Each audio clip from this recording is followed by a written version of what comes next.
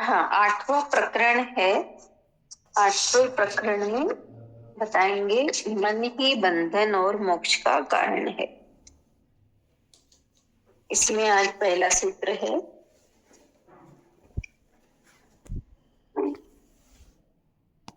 इस प्रकरण में अष्टावक्र मुक्ति और बंध की व्याख्या करते हुए कहते हैं। मुक्ति और बंध की व्याख्या करते हुए कहते हैं,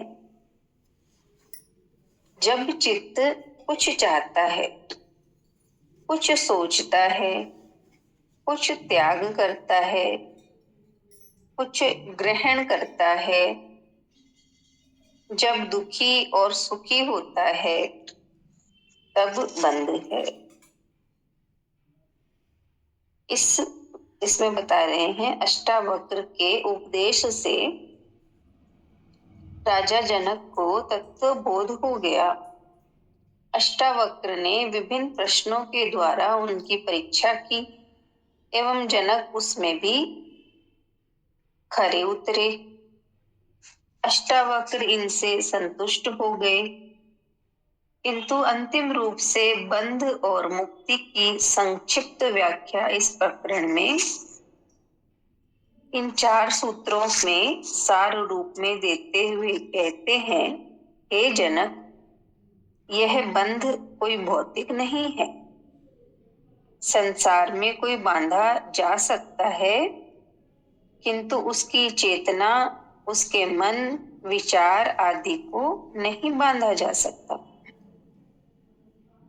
मनुष्य स्वयं देहाभिमान के कारण, वासनाओं और इच्छाओं के कारण अपने आप बंधता है और फिर दुखी होता है। उसके दुख का कारण कोई दूसरा नहीं, वह स्वयं ही है। आत्मा से भिन्न यह चित्त है। यह चित्त ही समस्त विचारों, वासनाओं, इच्छाओं का केंद्र है। आत्मा से भिन्न यह चित्त है। ये चित्त ही समस्त विचारों, वासनाओं, इच्छाओं का केंद्र है। इसी से संसार भासता है। इसी के कारण सुख दुख का अनुभव होता है। यह चित्त विषयों की इच्छा वाला होकर उसे भोगने हेतु उसकी प्राप्ति की इच्छा करता है। इसी इच्छा से संसार की शुरुआत हो जाती है।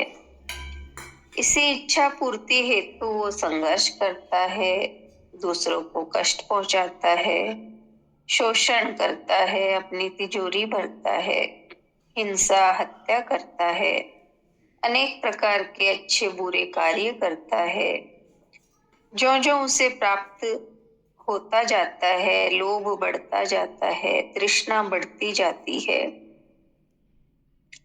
मोह बढ़ता जाता है, एक पूरा जाल तैयार हो जाता है।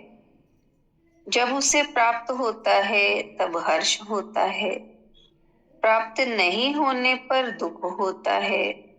इस प्रकार वो सुख दुख का अनुभव करता है। प्राप्त नहीं होने पर अथवा बाधा आने पर क्रोधित भी होता है। इस प्रकार जब चित्त इच्छा करता है, वासनाग्रस्त होता है, तभी वह कुछ चाहता है, सोचता है, त्यागता है, ग्रहण करता है और इसी से उसे सुख दुख होता है। योग वशिष्ठ में भी कहा है कि वासना से बंधा चित्त ही बंधन है। वासना से बंधा चित्त ही बंधन है और वासना का क्षय ही मोक्ष है। इसलिए हे राम, तू वासना का त्याग करके मोक्ष की इच्छा का भी त्याग कर दे, तब तू सुखी होगा। बाहर कर्म जगत है जो छोटा है, किंतु इसके पीछे एक विशाल विचार जगत है। एवं इसके पीछे ही सबसे विशाल वासनाओं का जगत है। वासनाओं से ही विचार उत्पन्न होते हैं एवं विचारों से ही कर्म होते हैं। इसलिए कर्मों को रोक देने से विचार नष्ट नहीं हो सकते एवं विचारों को रोक देने से वासनाएं नष्ट नहीं होती।